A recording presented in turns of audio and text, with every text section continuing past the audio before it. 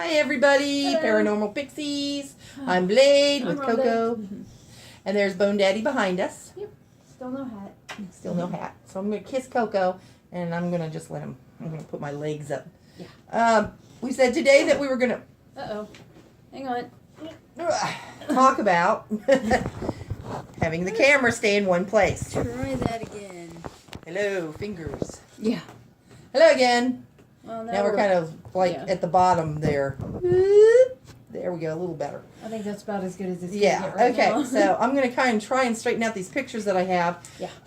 Because I'm going to talk about what we said we would talk about, the Norse mythology. Mm-hmm. And especially right now when you have such prevalence in the media with the movies that are coming out, like Thor, Thor Dark World, and now we have Ragnarok coming out soon.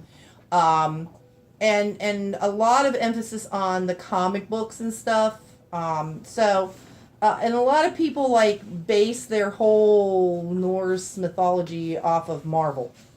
Yeah. Which, it's not bad, but it's not all there is. Right, and there's a few liberties that have been taken. Well, yeah, that's... I feel like I'm a dwarf. I know. Let me see if I can set this up a little better.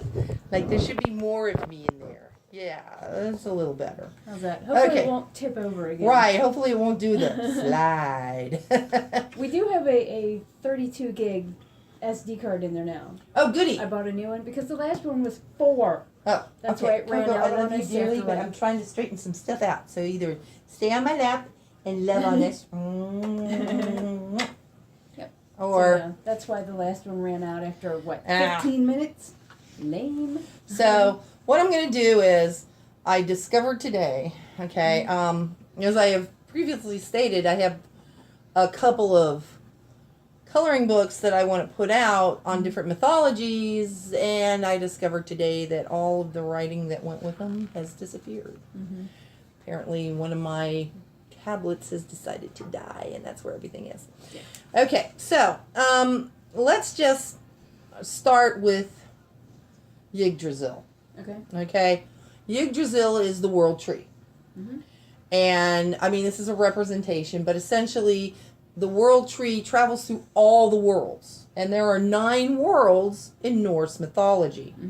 I had it all written down, so I'll try to do it as best I can. There's a frost giant world. We're going to be winging it. Right, there's a frost giant world. There's Alfheim.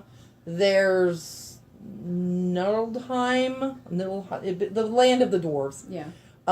If I can't remember it, I'll just say it that way.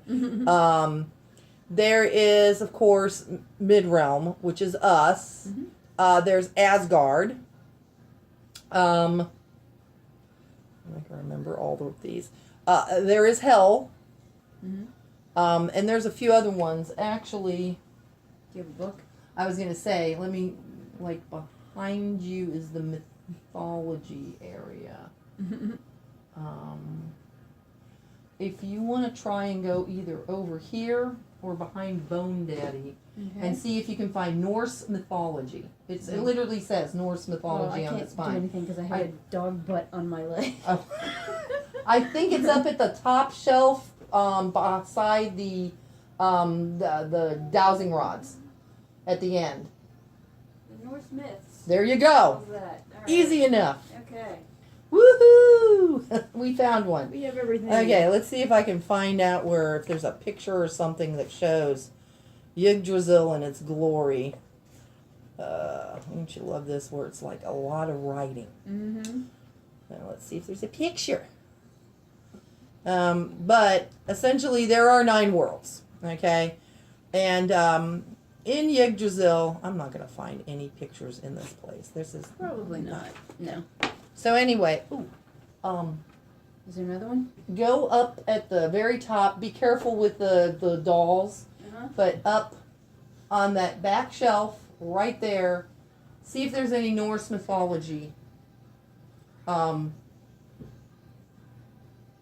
of the Norsemen? That would be it. Sagas of the Norsemen. I'm just trying to find a picture. Okay. There we go. Time Life did a wonderful job. These are actually pretty good. Let's see if I can find a picture of Yggdrasil. Yggdrasil.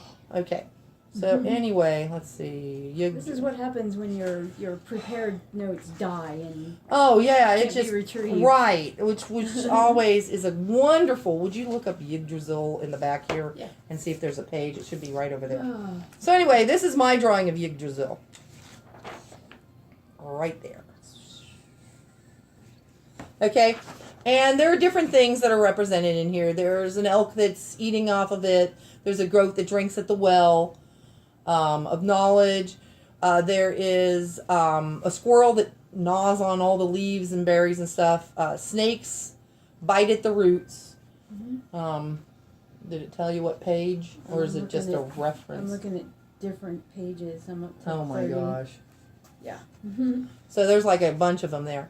But one of the things is, and I don't know if you can really see it in there. Let's do this. Real close. In the trunk, there is two people. There's a man and a woman who are living inside Yggdrasil. Okay? So the world tree, of course, is going to have problems. It's the only thing that's left after Ragnarok, which we'll talk about Ragnarok in a second. So after Ragnarok is over, That, I think, is going to be the closest you're going to get. okay, so after Ragnarok is over, essentially, the two people within the tree itself, a lot of people correlate this to being Adam and Eve. Okay. So that once the Norse gods have been destroyed through Ragnarok, that's when the biblical part can take place. And we have Adam and Eve coming out of the tree of knowledge. Let's see, what does it say here? So we have an eagle and a hawk in the upper branches. Oh, Niflheim. That's it. See if we can find the 9 worlds in here so we can get that. Yeah. I'll leave that to you. Oh, You be my researcher. So anyway, but that's essentially what they're saying, is there is a correlation between the end of the Norse mythology with the advent of the Judaic-Christian, or the Judeo-Christian belief of Adam and Eve, that these two people literally represent that. There's nothing. No worlds, nothing. No. World. Let's see. Okay, so anyway, that's where you have Yggdrasil. And the well will come in to the Odin myth, as well as hell. Okay? So, let's go to Odin, who is our chief god. Let's see if we can find him. Oh, my Thor. Okay, let's see. Odin. He's back here. So, there he is. There you go. So, Odin. It is believed that Odin helped create the world when he destroyed the frost giant Ymir. Ymir. Y-M-I-R. Ymir. And that the world was built from his bones. Ymir's bones. Okay? He is one of the first of the gods. He is an Aesir. A-E-S-I-R. Aesir. Okay? And he has 2 crows who help him. They travel the world and they bring back information to him. So nothing can be secret. Because they bring back all information. And of course he has his 2 wolves who help him out. And the well, we're going to get to the well now. What Odin tried to do is he wanted to have all information. So what he essentially did is he hung from the world tree over the well for 9 days. Okay? He didn't eat anything. And to gain that information, he had to sacrifice an eye. And that's why he has an eye patch. Okay. Okay? Because he wanted to gain all knowledge. And he really wanted, what was given to him were the runes. That people use for divination. Okay. So, I think I have some over there. I can't remember which bag they're in. No, it's okay. But essentially, the runes of knowledge is what he gained by sacrificing an eye and hanging over the well. We'll get into his horse a little later. His horse has a very interesting origin story. Okay. Like I said, you could do a whole segment on Loki alone. Yeah. Yeah. So that's Odin, chief guy. His wife, let's see if I can find her. H-E double hockey sticks. There's okay. Frigg. Frigg is the queen goddess. She is the mother goddess. She's essentially anything like that, magic. Mm-hmm. So similar to Isis. Yeah. Very similar. Very elegant. She is Thor's mother. She is Baldur's mother. Okay, I believe she's also Heimdall's mother. I think so. Yeah. Idun is her sister. Okay, so this is essentially the mother goddess. Mm-hmm. Lovely lady. Okay, so of course, and I'm gonna do Thor last because he's very popular, as well as Loki. We'll get. Actually, let's do it. It's a lot. It's a lot. It's a whole lot. Okay. Mm-hmm. So, and Tyr. Tyr's brother. She's the mother of Tyr. Okay. These are Odin's children. Tyr is the equivalent of a sun god. Okay. He, in the battle of Ragnarok, he will lose his hand to Fenrir, the wolf. Mm-hmm. He helps chain him up. But that's what he is. He is essentially a sun god. He is like light. He's a warrior. Most Norse are warriors. Yeah. So we got them. Okay, so there's Tyr. That's Loki. Put him with that. Okay. Let's see. We have Idun. Idun is Loki's wife. Mm-hmm. But she is also, she feeds the gods the apples of youth. Essentially, she is the caretaker of the golden apples. Okay. She winds up when there's a punishment where Loki is locked up in chains for one of his many indiscretions. She sticks by him. She pretty much stays with him the whole time. She will not separate from her husband. She is very loyal to him. But she essentially is a caretaker of the gods and their sacred food. Mm-hmm. So that's Idun. There's a lot more. It's hard to, without my notes. Here we go. So, I actually like how they represented Heimdall in the movies. I think he looks awesome. Mm-hmm. Okay, Heimdall is the guardian, the gatekeeper. Yeah. He is the one who watches the gods leave, and he is also the one who watches over Asgard on the Rainbow or the Bifrost Bridge. And there's my representation of Heimdall. And essentially, he is also a warrior. He has been tricked a few times by Loki. Everybody has. Yeah, so like, don't. who Yeah, hasn't been? exactly. You know who isn't. Yeah. Okay. So, Lady Sig. We see her as not really in the movie. She's not really that close to Thor, but in the mythology, it's his wife. She is well known for being very youthful. She is a goddess of spring, little flowers down there, but she's also in a very cold region, and she is known for her hair. She has literally hair that is like spun gold. And it's long and it's forever, and it's kind of like the Norse equivalent of Rapunzel. Okay. With gold hair. And everybody wants it. Let's see. Okay, so last week I had talked about with the elves, the Vanir. These are gods and goddesses that they believe were an earlier mythology for the Norse. Okay. The Vanir are older than the Asir. Right. Even though Odin is the one who supposedly helped create the earth. They are associated with the elves. Okay.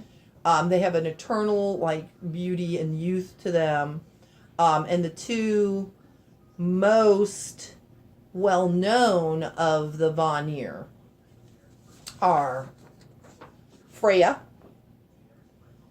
who is, I would put her equivalent to kind of like Athena. Mm-hmm. She is a warrior. She is wisdom, but she's also love. Right. Okay? And she would drive around in a cart pulled by cats, oversized kitty cats. So we got our oversized kitty cats there. Okay. So, but she is a warrior.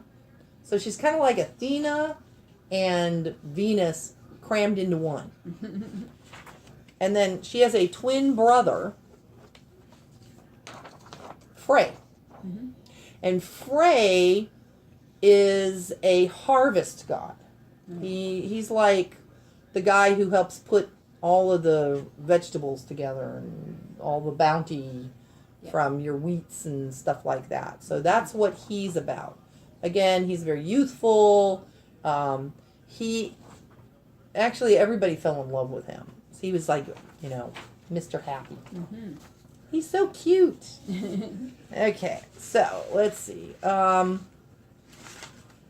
Another Vanir is the equivalent of what we know of as Poseidon or Neptune, was Aegir.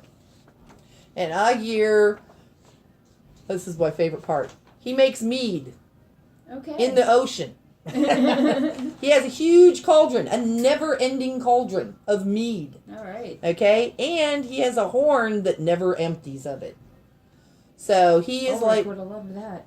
well, he's like the party boy. Mm-hmm. That's what he does. He has all the drinks. He's like, hey, let's go. We got the party going on here. I got the booze. So that's another Vanir. Okay? So the other party boy is the favorite son. And forgive me, but I had to do this. I don't know why. When I draw, I get inspiration from somewhere. Yeah. So I had to do that. Staying alive. Not.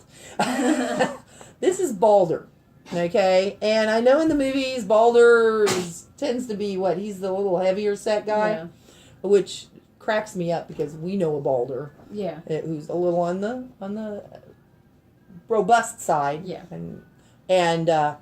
But Balder was kind of like the god of masculine beauty. Mm-hmm. And as the myth goes, because we'll go a little bit into this myth, Frigg wanted nothing to happen to him. So what she did is she went around and she made everything promise never to harm him. What she forgot was one thing. Little tiny thing. The sprigs of mistletoe. She never went to that plant. Well, of course, you know who's going to figure this one out. Of course.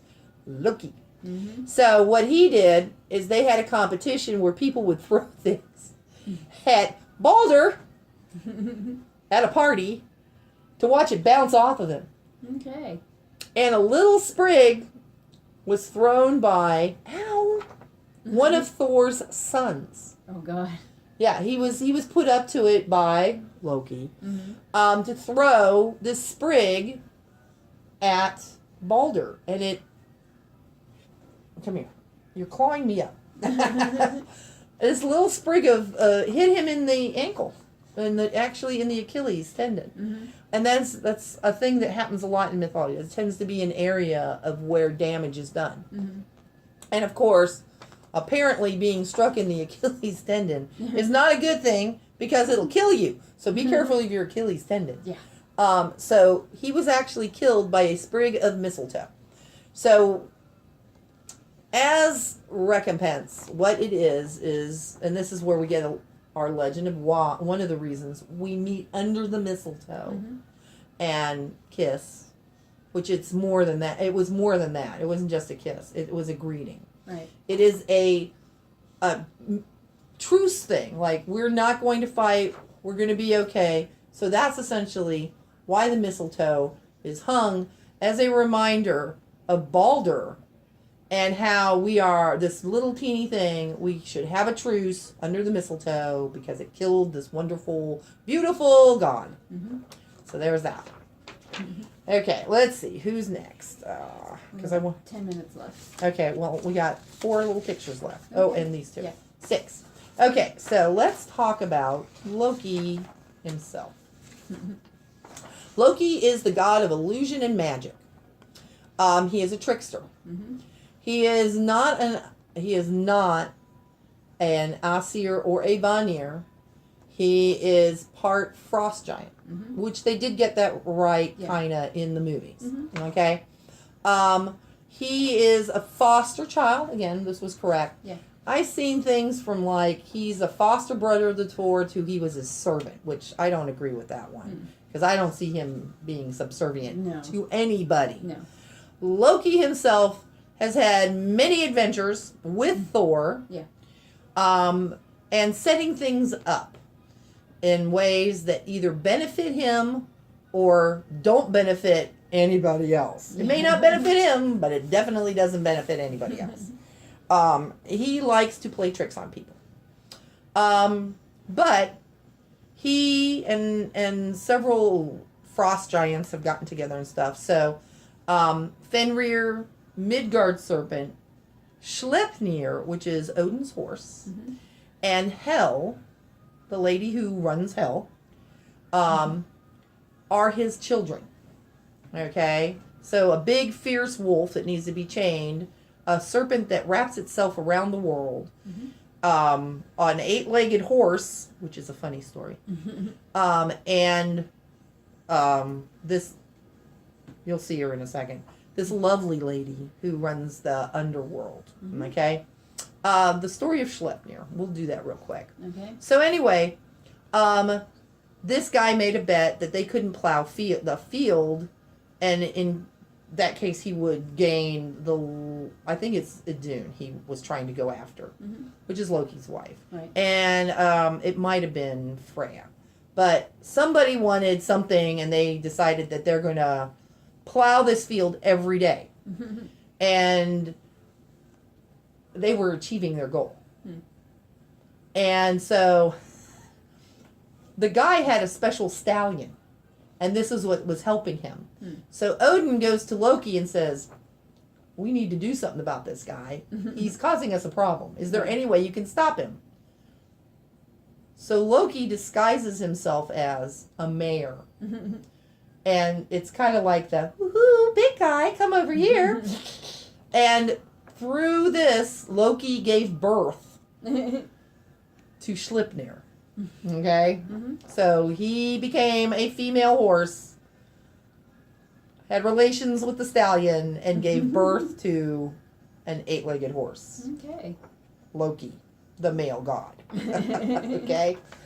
So, we've done Loki. Okay, so this is his daughter, Hel, and she gets to collect everybody off the battlefield. She is half corpse, half woman.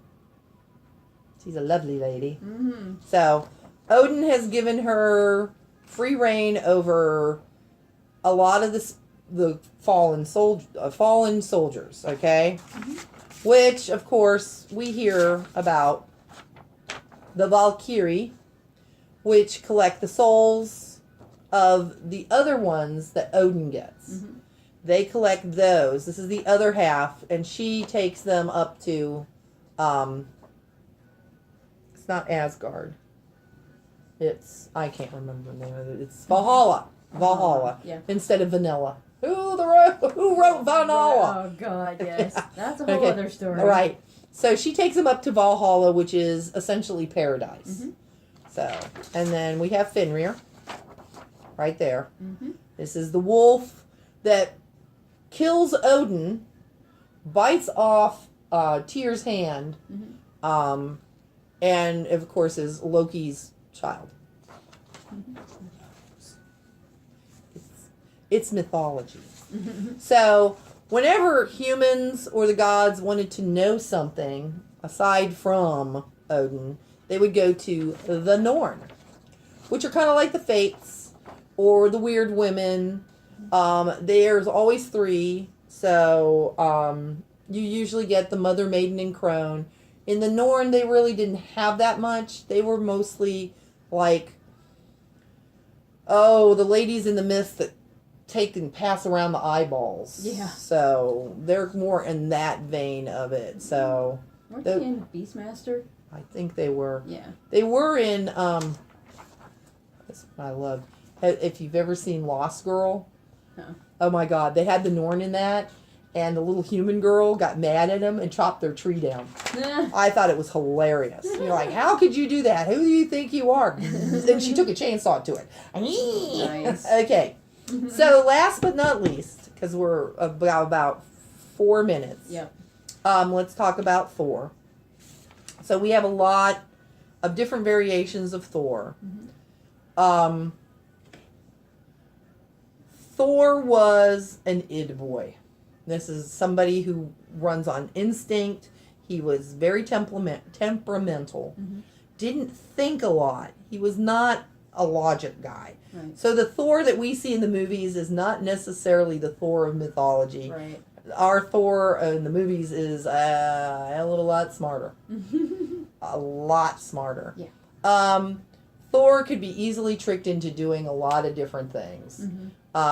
And being tricked into letting his temper get away with it, And of course, his buddy who did this would be Loki. Mm-hmm. Loki had him wrapped around pretty much his little finger. Yeah. And, he's been tricked into, giving up his hammer to being the equivalent of being disguised as Freya. He's not overly smart. But he essentially, I love this one, he in Ragnarok battles the Midgard serpent, which is one of Loki's kids, who wraps himself around the world. And these two have a constant conflict with each other. Mm-hmm. They are always battling each other. But in Ragnarok, essentially, they kill each other. Mm-hmm. Thor does kill the snake, but the snake's venom gets him and kills him in the end. Mm-hmm. So that's essentially what happens in there. So, Thor the hothead. He is the god of thunder, of course. Yeah. And lightning. And Mjolnir is his hammer. With these names. Hey, they're Norse. So yeah. I have, But essentially, that's your Norse mythology. Mm-hmm. Again, if you're interested, there are books out there on it. We've already pulled out a couple here. Yeah. So, but yeah, again, it's just a brief thing. I could literally easily spend a long time, 4 or 5 hours on each of these with the myths that go with them. Yeah. So this is just kind of like hey, here's a touch on it. There's more out there for you to discover. Oh, yeah. So, what do you want to do next week? I have no idea. We'll have to think about it. Yeah. It'll be a surprise. Because we don't know yet. Yeah, we'll think about it. There's so many things. There really, really is. Mm-hmm. Between myths and legends, comparative religions and stuff that we could talk about easily. As I have stuff that works for the holidays as well. Mm-hmm. So, we never know. Yeah. There's a whole bunch of myths, legends, and paranormal activities out there that we could talk about. So, who knows? It'll be a surprise for you guys. You'll just have to wait and see. Yes. So, Coco, what have you got to say to everybody besides sticking your tongue out? You're a love bunny? Yes, you are. And you're a snuggles. Whoosh. Come to mommy. So, you all have a wonderful week, and we will see you next week. Yep. Bye. Have a good one. Bye.